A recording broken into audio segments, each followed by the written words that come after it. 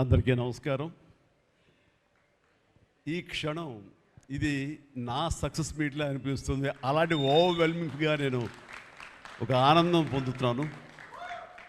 ఎందుకో తెలీదు, ఇక్కడ కావలసిన ఉన్న వాళ్ళందరూ కూడా నాకు ఎంతో కొంత ఎప్పటి నుంచో పరిచయం ఉన్నవాళ్ళు, ఎంతో ఆప్యాయత పంచుకున్నవాళ్ళు. సో వాళ్ళ ముఖంలో ఆనందం చూస్తుంటే కనుక ఇది నా ఆనందంలో అనిపిస్తుంది. ఈ సక్సెస్ మీట్ నా సక్సెస్ మీట్లా అనిపిస్తుంది. అండ్ ఇక్కడ గెస్ట్గా రాలేదు, మీలో ఒక పార్ట్గా, మీలో ఒక మీ ఆత్మీయుడిగా ఇక్కడికి వచ్చాను. అండ్ ఈ సినిమాకి ముందు నేను నాకు కలిసినప్పుడు ఎట్లా ఉంది ఏంటి సినిమా మీ రాబోతుంది కదా అంటాను. డిఫరెంట్ క్యారెక్టర్ నేను అటెంప్ట్ చేశాను. And Dhanush is a lead character. అంటే అదే నాకు ఎట్లాగా ఒప్పుకున్నామంటే తెలియదండి. రెగ్యులర్గా ఈ హీరో క్యారెక్టర్స్ ఇలాంటివన్నీ చేస్తూ నాకు ఎక్కడో కొంచెం డిఫరెంట్గా చేయాలి, కొత్త హొరైజన్ గేట్లు ఓపెన్ చేయాలనిపిస్తుంది. ఈ సినిమా నాకు అలా ఉపయోగపడుతుందని అనిపిస్తుంది. అంటే దాని వాళ్ళ సినిమా చూశాను, అది 100% కరెక్ట్. తను కూడా అదే అక్నాలెడ్జ్ చేశాడు. ఈ సినిమా తర్వాత ఒక 40 ఏళ్ళు ఉంటాను ఇందాక అన్నమాట వాస్తవం. నటుడుగా ఎంత ఎక్కువ కాలం మనం జీవిస్తాం అనేది తప్ప ఒక హీరోగానే పట్టుకొని ఇలాగే ఉండాలి అనుకోవడం అనేది కరెక్ట్ కాదు. అండ్ ఇలాంటి క్యారెక్టర్ ఎంత బాగా చేశాడంటే నేను తర్వాత చెప్తాను. సో ఫస్ట్ ఆఫ్ ఆల్ ఇలాంటి సినిమా శేఖర్ కమ్ముల ఏ ధైర్యంతో నాగుని అడిగాడు, నాకు ఏమి ఊహించుకుని ఫ్యూచర్లో ఈ క్యారెక్టర్ చేస్తాను ఒప్పుకున్నారు. ఇదే ఫస్ట్ సక్సెస్ అని భావిస్తున్నాను ఈ సినిమాకి.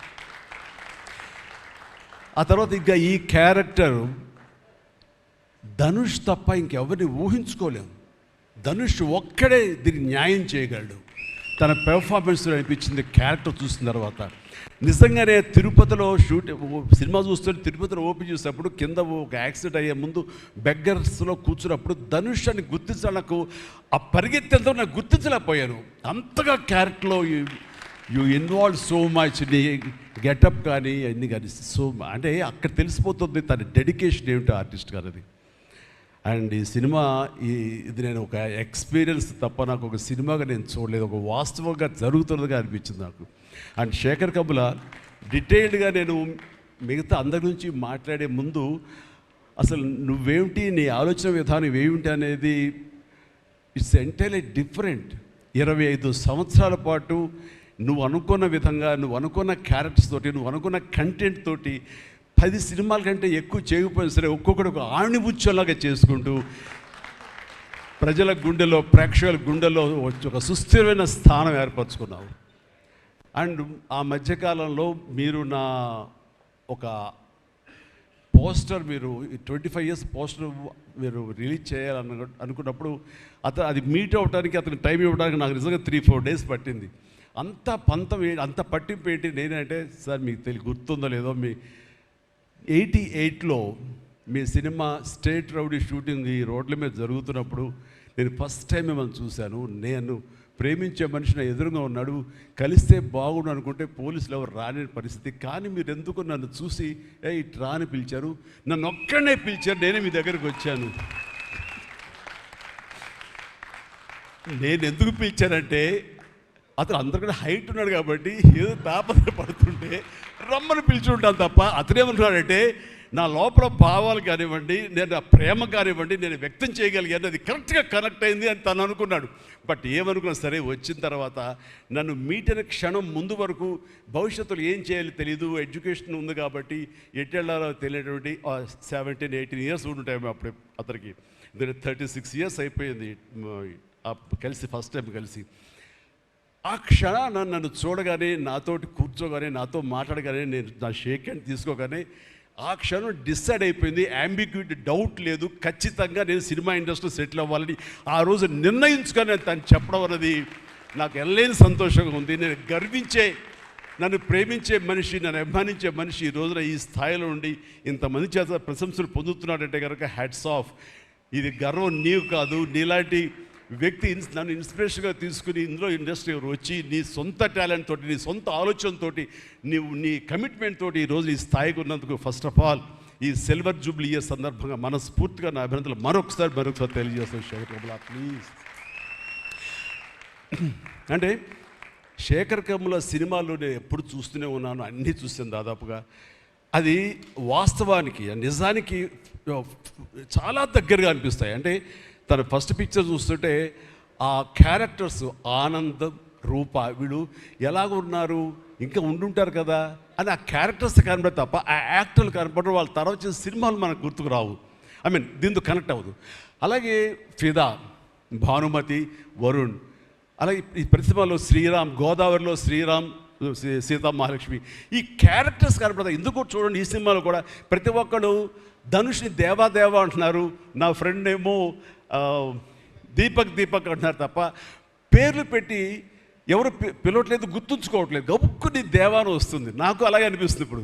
అంటే క్యారెక్టర్ని అంతగా ప్రొజెక్ట్ చేస్తారు. ఇంతకంటే బెస్ట్ ఎగ్జాంపుల్ లేదు. ఎప్పుడో చూసి సినిమాలకి ఆ క్యారెక్టర్స్ పేరు, నా సినిమాలో నా క్యారెక్టర్స్ నాకు పేరు గుర్తుండవు నాకు. అలాంటిది తన సినిమాలో క్యారెక్టర్స్ ఇప్పటికీ గుర్తున్నాయి నాకు. రూప అనే పేరు ఎందుకు గుర్తుంది? అందులో తండ్రి పాత్ర మెంటల్గా రిటార్టెడ్, రూపాన్ని పిలుస్తాడు. ఆనంద్ అఫ్కోర్స్ హీరో పేరు, అది గుర్తుండిపోయింది. అట్లాగే వరుణ్ సినిమాలో ఫిదాలో భానుమతి సెపరేట్ కేజ్ అంటుంది కదా, ఒక డైలాగ్, సెపరేట్ పీస్ ఏదో అంటుంది. అలాగే హైబ్రిడ్ పెళ్ళి అంటుంది. అలాగా తన క్యారెక్టర్స్ గుర్తుండిపోతాయి. అది తన గొప్పతనం. అవి వాస్తవికంగా ఎక్కడో ఇంకా ఉండుంటాయి, వాళ్ళు ఎక్కడో జీవించుంటారు అన్న ఫీలింగ్ ఇస్తుంది. అలాంటి రియల్గా అతని కాన్సెప్ట్ కానీ అది చెప్పాలంటే అదొక పిచ్చి. నేను అనుకున్నది తప్ప ఇంకో అలాగా కాదని. ఇందాక నాకు అన్నారు కదా, నేను మామూలుగా ఎప్పుడు వచ్చే విధంగా నడుచుకుంటూ వస్తుంటే నాకు అలా వద్దు ప్లీజ్, దయచేసి మీరు నా క్యారెక్టర్ నడవాలి. నీ క్యారెక్టర్ నడవాలంటే ఎలా నడవాలి తెలియదు నాకు. నాకు వచ్చిన నడకే ఇది అని చెప్పి ఇందాక ఇద్దరు అనుకుంటాం. నాకు తెలిసిన నడకే ఇది కాదండి, మీ హీరోలా నడుస్తున్నారు, స్టైలిష్గా నడుస్తున్నారు. నేను స్టైలా, నేను హీరోలాగనా అని అంటే కాదు అంటూ ఆ క్యారెక్టర్ చూస్తుంటే నాకు మీరు చాలా డిఫరెంట్గా కనపడ్డారు. నాకు రెగ్యులర్గా కనపడలేదు. మీకుండే ఆ కింగ్ నాగ్ అని కానీ ఆ గ్లామర్, మన్మధుడు యొక్క స్టైల్, ఒక చామ్ ఉంటుంది కదా. ఈ సినిమాలో అది కనపడకుండా జీవితంలో నలిగిపోయినటువంటి, మానసికంగా ఫిజికల్గా నలిగిపోయినటువంటి ఒక మనిషి కనపడుతున్నారు. అది మీ క్యారెక్టర్. ఏంటి ఇలాగుందేంటి నలిగిపోయినట్లుగా? బహుశా జైలు నుంచి బయటికి మళ్ళీ ఎప్పుడు వచ్చినప్పుడు మళ్ళీ ఫుల్ గ్లామర్లో కనపడతాడేమో సూటు గిట్ వేసుకుని. అంటే అప్పుడు కూడా భారంతోటో, మానసికంగా ఆ ఒక దీనితోటో, ఆ సంఘర్షణతోటో, ముఖంలో ఆ హెవీనెస్ తోటో, జీవితంలో ఏదో పోగొట్టుకుని ఏదో సాధించాలని, ఏదో అనుకోవాలని, ఏదో రకంగా అయిపోయినట్లా ఈ పరిస్థితుల్లో అన్న మీమాంసలో నలిగిపోతాం. ఆ నలిగిపోవడం అనేది ఫిజికల్గా and appearance wise, performance wise చూపించగలిగాడంటే అది హెడ్స్ ఆఫ్ నాగ్. మీరు అన్నట్లుగా ఇది మీకు డిఫరెంట్, ఇంకో కోణం నుంచి మీకు హొరైజన్ మీకు ఓపెన్ అయ్యింది, ఇంకొక డోర్ ఓపెన్ అయ్యింది. తద్వారా బోల్డ్ అని ఫెంటాస్టిక్ క్యారెక్టర్స్ వస్తాయి. అండ్ మీరు అనుకున్నది ఉంటుంది, మీ లాంజివిటీ ఇంకా పెరుగుతుందని అనుకుంటున్నాను. మీ దోవలో నేను కూడా మీకు సమంగా నేను వచ్చేస్తాను నేను అనుకుంటున్నాను. అంటే ప్రతిసారి నాకు అన్ని విషయాల్లో కూడా నాకు సోర్స్ ఆఫ్ ఇన్స్పిరేషన్ అనిపిస్తుంది. అది హెల్త్ కానివ్వండి, కంపోజ్డ్ బిహేవియర్ కానివ్వండి, ఒక ట్రాంక్వల్ ఆలోచనలు కానివ్వండి, స్థితప్రజ్ఞత కానివ్వండి, ఏం జరిగినా సరే అటు నవ్వుకుంటూ సరదాగా ఉంటాం. ఇవన్నీ చూస్తుంటే నాకు ఎంత ప్రశాంతంగా ఉంటాడు, ఎంత మానసికంగా ఉంటుందని. సో అలాగా ఈ ప్రొఫెషనల్గా కూడా ఈ సినిమాతోటి తను వెళ్ళే దారిలో వై నాట్, నేను కూడా రేపు పొద్దున ఏదైనా అవసరం వచ్చి ఓటీటీలో ఏదైనా సినిమాలు చేయాల్సి వస్తే కనుక ఏం ప్లాయ్ నార్సింగ్ నువ్వే గబుని అన్నా కదా, గబుకొని రెడీ అయ్యి వచ్చే రేపు పొద్దున ఇంటికి. సో ఓటీటీలో ఏదో సినిమాలు చేయాల్సి వచ్చినా సరే, వెబ్ ఫిల్మ్ చేయాల్సి వచ్చినా సరే, దానికి కూడా మనం సమాయత్తం అవ్వాలి. దానికి నాకు ఈ రోజున నాకు తీసుకున్న నిర్ణయం నాకు కూడా ఒక ఇన్స్పిరేషన్గా అనిపిస్తుంది. Sir well done. ఈ సినిమా ప్రతి ఒక్కరికి న్యాయం జరిగింది ఈ సినిమాలో. అండ్ నా డైలాగ్ నువ్వు అనేస్తావు నాకు ఇందాక, నేషనల్ క్రష్, నా క్రష్ కూడా.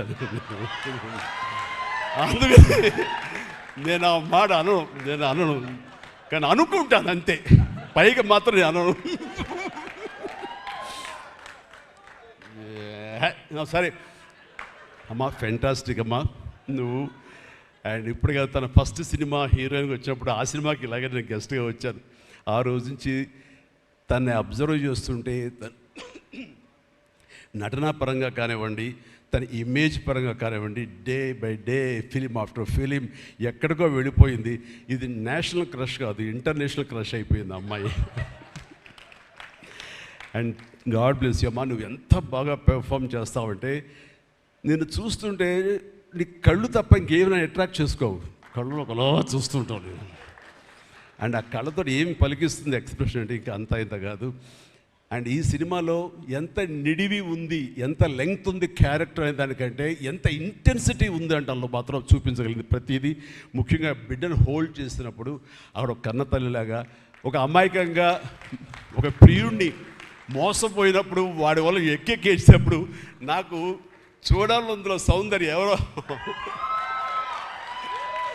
సౌందర్య వచ్చేసి అప్పారావు వస్తాడు ఇంకా అటు కోసం వెయిట్ చేస్తానంటే పిచ్చమొహం అన్నట్టు ఫీలింగ్ వచ్చింది. అంత అమాయకురాలాగా ఉంది. అది మళ్ళీ ఇందులో కనిపించింది నాకు, ఆ సౌందర్య కనిపించింది ఆ క్యారెక్టర్ చేయటంలో. You done fantastic job. ఆ తర్వాత సీరియస్నెస్గా పెంచుకుంటూ, ఆ తర్వాత దేవాకి సపోర్ట్గా ఉంటూ అండ్ దేవాన్ని ఓన్ చేసుకునే విధంలో మాత్రం నీ ట్రాన్స్ఫర్మేషన్ కానీ నీ characterization well design and well performed. Fantastic అమ్మా, ఫెంటాస్టిక్. అండ్ ఇంకా మిగతా క్యారెక్టర్స్ అందరూ అన్ని రకాలుగా అన్నీ బాగా చేసినా సరే నిజంగా చెప్తాను, హృదయానికి హత్తుకుపోయిన క్యారెక్టర్ ధనుష్. అంటే ఈ క్యారెక్టర్కి ధనుష్ తప్ప ఇంకెవరు లేరని, ఇంకెవరు చెయ్యలేరు. ష్యూర్ ఇంకొక హీరో లేడు. అంత పెర్ఫార్మ్ ఇచ్చి హీరో ఇమేజ్ ఉండి, స్టార్ ఇమేజ్ ఉండి, అన్ని రకాల కాంబినేషన్లో ఉండి చేసే మనిషి అంటే the one and only star in India is Dhanush.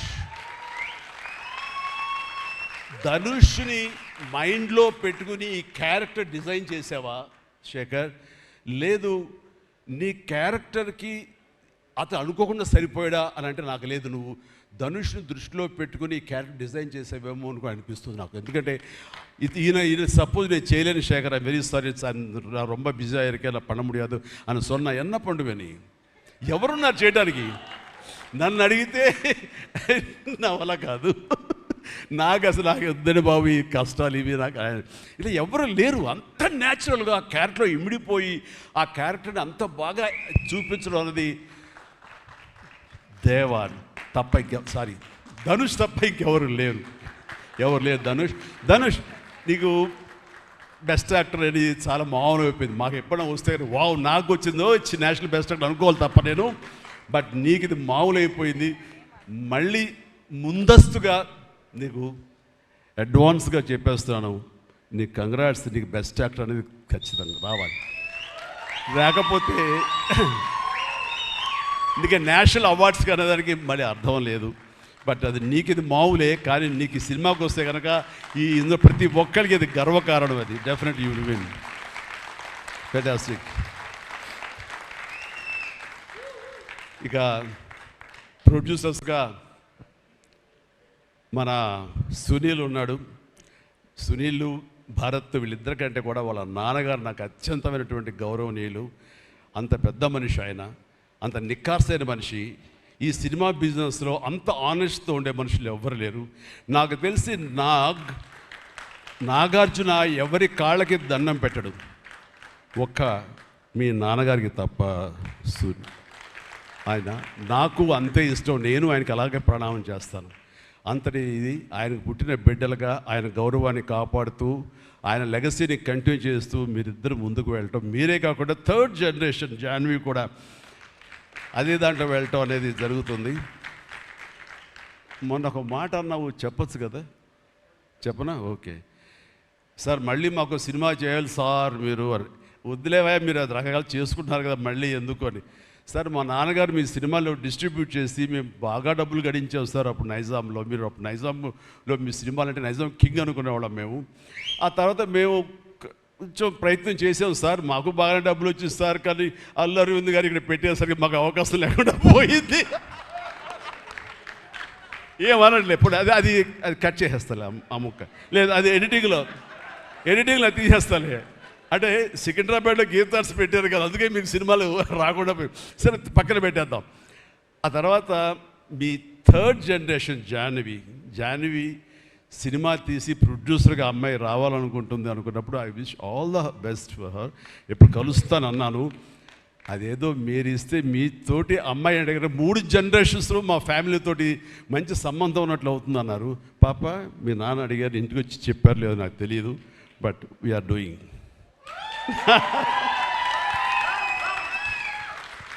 Dhanush చేసిన ఛాలెంజింగ్ లాంటి క్యారెక్టర్స్ వద్దమ్మా. ఫన్ ఓరియంటెడ్, మాస్ ఓరియంటెడ్, మనది సరదాగా గ్లామర్ ఇంతే. Okay, right.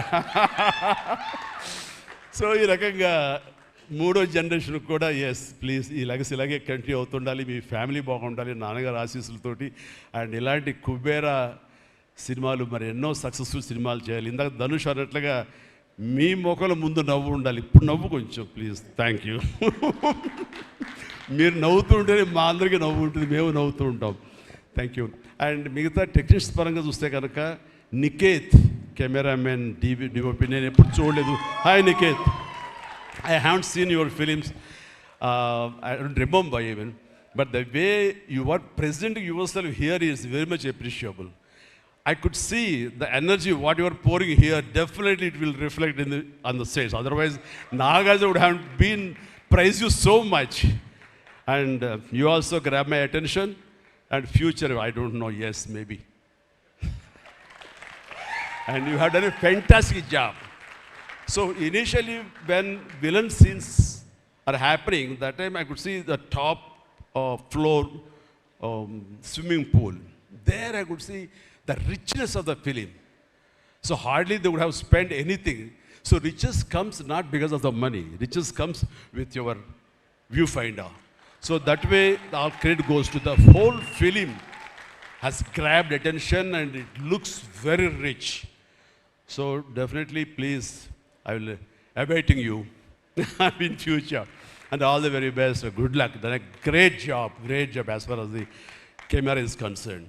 And then మా యోగేశ్వరుడు మా పెద్ద అనుకోండి పాపం లేని వయసు వద్దు సార్ కూర్చోండి సార్ మీరు please sit down take your seat కూర్చో సార్ మీరు లెగదు సార్ మమ్మల్ని ఇబ్బందిగా ఉంటుంది ఇద్దరం చాలా నువ్వు అనుకుని మాట్లాడే పరిచయం మాకు శుభలేఖ సినిమా నుంచి 1980 నుంచి వీఆర్ వర్కింగ్ టుగెదర్ ఈ మధ్యకాలం వరకు కూడా ఎప్పుడైనా సెట్కి వస్తాడు రాగానే సినిమా అడుగుతాడేమో నెక్స్ట్ సినిమా ఏం చేద్దాం అడుగుతాడంటే బాబాయ్ ఈసారి మీ ఇంటి నుంచి నాకు ఆవకాయ పచ్చడి రాలా అంటాడు mango pickle as for mango pickle from my house so ఈసారి పంపించాను బాబు వస్తుంది శుభం ఫెంటాస్టిక్ నువ్వు ఈ వయసులో కూడా ఇంత బాగా పనిచేస్తున్నావు ఇంత కష్టపడుతున్నావు అంటే కనుక అవసరమా అనిపిస్తుంది రిటైర్ అవ్వచ్చు కదా హ్యాపీగా రెస్ట్ తీసుకోవచ్చు కదా అని కానీ మన సోల్స్ అవే రిటైర్మెంట్ అది తీసుకోలేము కష్టపడి పనిచేయటంలోనే మనకు ఆనందం ఉంటుంది కష్టపడి పనిచేయటంలోనే ఈ ఇష్టమైన పురుషుల్లో మనం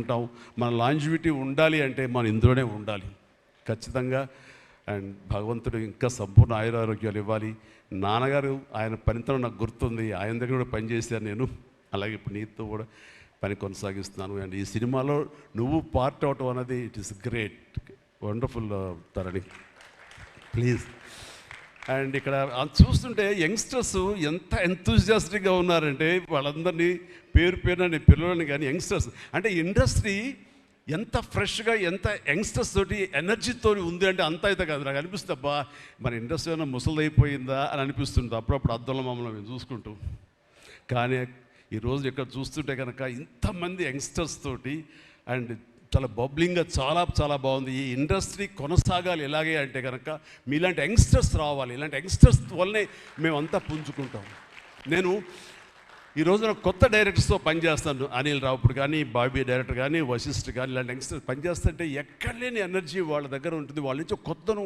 ఉంది నేను వాళ్ళకి అనుగుణంగా నేను మారిపోతుంది తప్ప నాకు అనుగుణంగా వాళ్ళు ఉండాలి కోరుకోవట్లా నా సక్సెస్ అక్కడేమో అనుకుంటున్నాను నేను ఆ రకంగా old wine in a new bottle అన్నట్లుగా ఈ సమయంలో వైన్ గుర్తుకొచ్చింది సారీ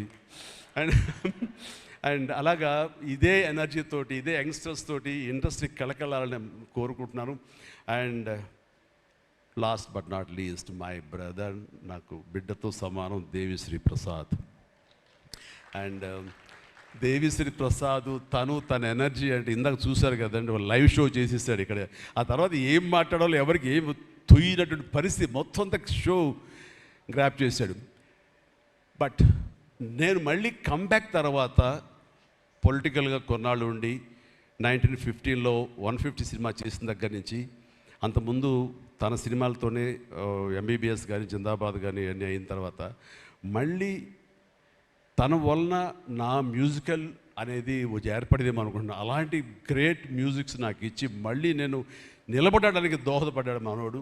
యూ ప్లీజ్ వద్దు అలా చేయదు ప్లీజ్ దోహదపడ్డాడు. మీరంతా సరస్వతి పుత్రులయ్యా ప్లీజ్ బంగారం ప్లీజ్. అండ్ తను ఎనర్జీ డే బై డే పెరిగిపోతుంది, తన టాలెంట్ డే బై డే పెరిగిపోతుంది. ఇక నేషనల్ నుంచి మన రీజనల్ నుంచి నేషనల్ లెవెల్కి ఎలా ఎదిగిపోయాడో మనం చూసాము.